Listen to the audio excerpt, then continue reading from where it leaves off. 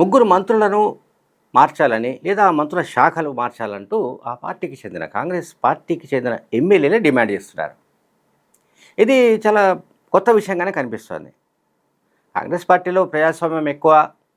మంత్రుల గురించి ఎమ్మెల్యేలు మాట్లాడవచ్చు, ఎమ్మెల్యేల గురించి మంత్రులు మాట్లాడవచ్చు, మంత్రుల గురించి ఎంపీలు మాట్లాడవచ్చు, ఎంపీల గురించి ఇంకెవరైనా మాట్లాడవచ్చు, ఎవరైనా సరే ఎవరి మీదైనా మాట్లాడవచ్చు. కాంగ్రెస్ పార్టీలో ఆ రకమైన ప్రజాస్వామ్యం ఉంది, ఆ రకమైన స్వేచ్ఛ, వెసులుబాటు ఇవన్నీ ఉన్నాయి, మనందరికీ తెలుసు. అయితే ఇప్పుడు తాజాగా వస్తున్న సమాచారం ఏంటంటే ముగ్గురు మంత్రులు, వాళ్ళు ఎవరో మనకు తెలియదు, ఎమ్మెల్యేల కంప్లైంట్ ఏంటంటే ముఖ్యమంత్రిగా చెప్పారు. వాళ్ళు చెప్పింది ఏంటంటే మేము కలిసేందుకు వెళితే అవహేళనగా మాట్లాడుతున్నారు. ఎవరు? ఈ ముగ్గురు మంత్రులు. First point. రెండోది, రిసీవ్ చేసుకునే విధానం కూడా లేదు. మేము ఎమ్మెల్యేలం కనుక ప్రజల నుంచి గెలిచిన వాళ్ళం. మంత్రులు ఎంత మాత్రాన వాళ్ళేమీ కొమ్ములు ఉన్న వాళ్ళు కాదు. మేము మంత్రులు కాకపోయినంత మాత్రాన మాకేమీ కొమ్ములు లేకపోవడము కాదు. సో మంత్రులుగా వాళ్ళకి అవకాశం వచ్చింది, వాళ్ళు మంత్రి పదవులు అనుభవిస్తున్నారు, అది డిఫరెంట్ ఇష్యూ. పార్టీ హైకమాండ్ ఆమోదం కావచ్చు, ముఖ్యమంత్రి ఇష్టాయిష్టాలు కావచ్చు, క్యాబినెట్ రూపురేఖలు అంతా కూడా వేరే సబ్జెక్ట్. ఇప్పుడు మంత్రులు చెప్తున్నది, ఈ ఎమ్మెల్యేలు చెప్తుంది ఏంటంటే కనీసం మమ్మల్ని ఈ ముగ్గురు మంత్రులు రిసీవ్ చేసుకునే పద్ధతి కూడా సరిగ్గా లేదు. చాలామంది ఎమ్మెల్యేలు కాకుండా కాంగ్రెస్ సీనియర్లు కూడా ఇటువంటి ఆవేదన ముఖ్యమంత్రి దగ్గర వ్యక్తం చేస్తున్నారు. అట్లాగే ఈ మంత్రులపైన కొంతమంది మంత్రులు, అంటే ముగ్గురు మంత్రులు తమ నియోజకవర్గంలోని సమస్యల పరిష్కారానికి వెళితే ఈ ముగ్గురు మంత్రులు ఎప్పుడైనా సరే గంటలు కూర్చోబెడుతున్నారు. ఇది ఒక కంప్లైంట్. తర్వాత చివరికి కలిశారు అనుకుందాం, గంటల తరబడి ఎదురు చూసే విధం, అంటే నిరీక్షించే ఒక వ్యవహారం, టైం ఇవ్వకపోవడం, ఆ తర్వాత కలిసినా కూడా పొడిగా మాట్లాడి పంపించేయడం, ఇది జరుగుతున్నట్టుగా వాళ్ళు ఆరోపిస్తున్నారు. అండ్ ఆ మాట్లాడిన దాంట్లో కూడా, ఆ పొడిగా మాట్లాడిన దాంట్లో కూడా మమ్మల్ని అవహేళన చేసే వ్యవహారం ఉంది. అంటే మమ్మల్ని అవహేళన చేస్తున్నారు ఈ ముగ్గురు మంత్రులు. ఇప్పటికి ఇట్లా కనీసం ఒక 5-6 సార్లు జరిగినట్లుగా, ఇటువంటి సన్నివేశాలు జరిగినట్టుగా వరంగల్ జిల్లాకు చెందిన ఒక ఎమ్మెల్యే ఆరోపించాడు. తమకు ఎవరెవరికి ఏ రకమైన అనుభవాలు ఎదురయ్యాయో ఆ ఎమ్మెల్యేలు ముఖ్యమంత్రి రేవంత్ రెడ్డికి వివరించినట్లుగా సమాచారం అందుతోంది. అండ్ ఎమ్మెల్యేలు చెప్తున్న విషయం ఒకటి చాలా ముఖ్యమైన విషయం ఏంటంటే, మేము పైరువేల కోసమో సొంత పనుల కోసమో మేము మంత్రుల దగ్గరికి వెళ్ళడం లేదు. మా నియోజకవర్గం సమస్యల కోసం మేము మంత్రుల దగ్గరికి వెళ్తుంటాము. అటువంటప్పుడు ఆ సమస్యలను విని వాటికి పరిష్కార మార్గం వెతకవలసిన మంత్రులు, బాధ్యతాయుత పదవులో ఉన్నవాళ్ళు ఎమ్మెల్యేలను కనీసం ఈగలాగా దోమలాగా ట్రీట్ చేయడం ఏంటి అనేది కంప్లైంట్.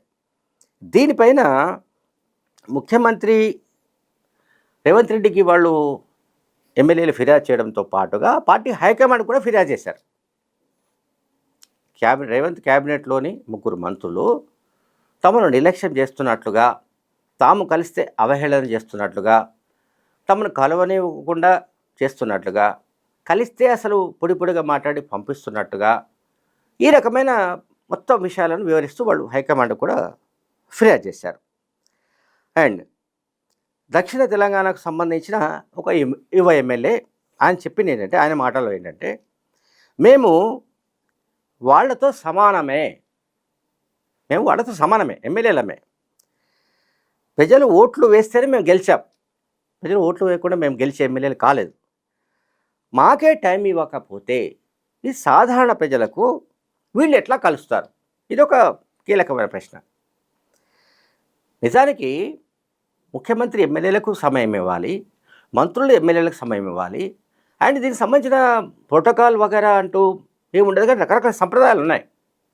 అంటే ఇది గౌరవం అనుకోండి, లేకుంటే మరొక పద్ధతి అనండి, ఏ పార్టీ అయినా సరే అధికారంలో ఉన్న సమయంలో, ఇప్పుడు గతంలో మనం కేసీఆర్ ప్రభుత్వం గురించి ఎందుకు విమర్శలు పెద్ద ఎత్తున వచ్చాయంటే, కేసీఆర్ కంప్లీట్ డిస్కనెక్ట్ అయ్యాడు.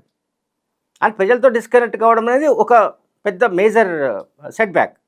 రెండో సెట్ బ్యాక్ ఏంటంటే అసలు ఎమ్మెల్యేలు, మంత్రులు కూడా ఖాతరు చేయకపోవడం, వాళ్ళని కలవనీయకపోవడము, లేకుంటే కలిస్తే తర్వాత చూద్దాం, తర్వాత రా అని అనడము. ఈ రకంగా కేసీఆర్, కేటీఆర్ వ్యవహార శైలి వల్ల వాళ్ళు ప్రజల తిరస్కారానికి గురయ్యారు. కనుక అదే ధోరణి కనుక కాంగ్రెస్‌లో కూడా కనిపిస్తే తమను ఎట్లా ప్రజలు ఆదరిస్తారన్నది ఇప్పుడు ఎమ్మెల్యేల ప్రశ్న. ఇది చాలా సీరియస్‌గా ముఖ్యమంత్రి గాని, ఆ పార్టీ హైకమాండ్ గాని ఆలోచించాల్సిన విషయమే. అండ్ కొంతమంది మంత్రులు అసలు సమయమే ఇవ్వడం లేదట. మరి వాళ్ళు ఏమి అంత బిజీ ఉంటారో తెలియదు మరి. వాళ్ళు రాష్ట్రాన్ని ఉద్ధరించడం అనేది తర్వాత సంగతి. ఈ రాష్ట్రాన్ని ఉద్ధరించడమో, లేకుంటే తాము ప్రాతినిధ్యం వహిస్తున్న నియోజకవర్గాన్ని ఉద్ధరించడము, ఆ జిల్లాను ఉద్ధరించడమో పక్కన పెడదాం. బట్ ఎమ్మెల్యేలు కనుక వస్తే వాళ్ళు నిజానికి వాకిన్ వాళ్ళు వెళ్ళిపోవాలి లోపలికి. ఇది దానికేమీ రూలు, సంప్రదాయం ముందే చెప్పారు. అదే ఉండకపోవచ్చు. కానీ ఆ రకమైన రెస్పెక్ట్ ఇవ్వవలసిన అవసరం మంత్రులకు ఉంది, ముఖ్యమంత్రి కూడా ఉంది. ఆ మంత్రులకు చాలా గర్వం. అంటే ఎమ్మెల్యేలు చెప్తున్న మాట. ఫోన్ లిఫ్ట్ చేయరు. ఇది బీఆర్ఎస్ హయాంలో ఉన్న కంప్లైంట్. బీఆర్ఎస్ హయాంలో చాలా ఫిర్యాదులు ఉన్నాయి. కేసీఆర్ ముఖ్యమంత్రి ఉన్న కాలంలో ఆ ప్రభుత్వంలో పనిచేసిన మంత్రులు ఫోన్లు ఎత్తకపోవడం, వాళ్ళ పిఏలు కూడా ఫోన్ లిఫ్ట్ చేయకపోవడం, కలవకపోవడం, మాట్లాడకపోవడం, ఈ ఫిర్యాదులన్నీ వాళ్ళపైన ఉన్నాయి. ఇప్పుడు కాంగ్రెస్ పైన కూడా వస్తే ఎట్లా అన్నది ఎమ్మెల్యేల ఆవేదన. ఈ రకంగా ఉంటే అంటే ఈ మంత్రుల ధోరణి కనుక ఇలాగే కొనసాగితే కాంగ్రెస్ పార్టీకి, ప్రభుత్వానికి చెడ్డ పేరు వస్తుందని కూడా ఎమ్మెల్యేలు ఆవేదన వ్యక్తం చేస్తున్నారు. వీళ్ళని అర్జెంటుగా అసలు మొత్తంగా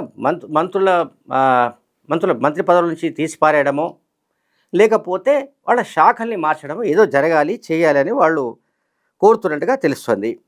అట్లాగే కొంతమంది సీనియర్ నాయకులు కూడా ఈ విషయాన్ని చెప్పారు. ముఖ్యమంత్రి రేవంత్ రెడ్డికి చెప్పారు, ఫిర్యాదు చేశారు. అట్లాగే హైకమాండ్ కూడా వాళ్ళు కంప్లైంట్స్ పంపించారు. అయితే ఈ ముగ్గురు మంత్రులు ఎవరనేది మాత్రం మనకి ఇంకా తెలియడం లేదు. పత్రికల్లో రకరకాల కథనాలు వస్తున్నాయి. చాలామంది గురించి సూచనప్రాయంగా చెప్తున్నారు ఫలానా మంత్రి అని. కానీ నేను ఇక్కడ రివీల్ చేయదలుచుకోలేదు. ఎందుకంటే ఇప్పుడు మనకు తెలిసినప్పటికీ కూడా ఇప్పుడు ఎవరి గురించి మనం డైరెక్ట్గా చెప్పామనుకుందాం, ఫలానా మంత్రి ఈ రకంగా వ్యవహరిస్తున్నాడు అంటే ఆ మంత్రికి సహజంగానే మన పైన కోపం వస్తుంది. ఇప్పుడు నిజం మాట్లాడితే ఎవరికైనా కోపమే, మనకు తెలియంది కాదు. అండ్ చాలామంది మంత్రులు ఇప్పుడు కాంగ్రెస్ వచ్చే సమస్య ఏంటంటే ప్రతి మంత్రి ముఖ్యమంత్రి అనుకుంటాడు. ఇది సమస్య. తనకు మంత్రి పదవి ఉంది, తాను ఒక శాఖకు మంత్రి లేదా 2 శాఖలకు మంత్రిని, 3 శాఖలకు మంత్రిని ఎవరైనా మంత్రి అనుకొని ఎమ్మెల్యేల పట్ల గౌరవంగా వ్యవహరించడము, ఎమ్మెల్యేలు రాగానే వాళ్ళని కలవడానికి ప్రయత్నించడము, వాళ్ళ కష్ట సుఖాలు తెలుసుకోవడము, వాళ్ళు తీసుకొచ్చిన అర్జీలు ఏమైనా ఉంటే ఆ కాన్షియస్ సంబంధించి వాటిని పరిష్కరించడానికి సంబంధించిన ప్రయత్నాలు తక్షణం చేయడము, ఇవన్నీ చేయాలి. ఇది కాకుండా ఇక వాళ్ళు మేము కూడా ముఖ్యమంత్రితో సమానమే, రేవంత్ రెడ్డి కంటే నేనేం తక్కువ అని అనుకునే బాపతు మనుషులు క్యాబినెట్లో ఉన్నారు. దీనివల్లనే సమస్యలు ఎదురవుతున్నట్లుగా ఎమ్మెల్యేలు భావిస్తున్నారు. Thank you very much.